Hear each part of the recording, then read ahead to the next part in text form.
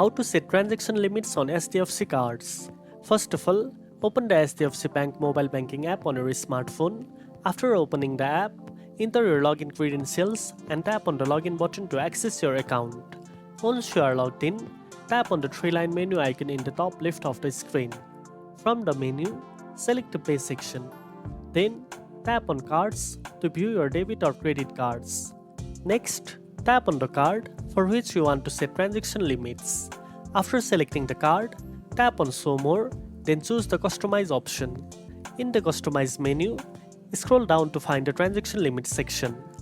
Here you will see options to set or update limits for ATM withdrawals, point of sale transaction, online payments, and international transactions. Enter your desired transaction limits in the respective fields.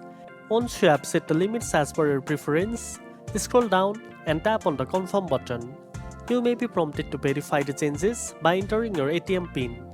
Complete the verification process to finalize your changes. After successful verification, you will see a confirmation message stating that your transaction limits have been updated. And that's it. Now you know how to set transaction limits on your HDFC cards.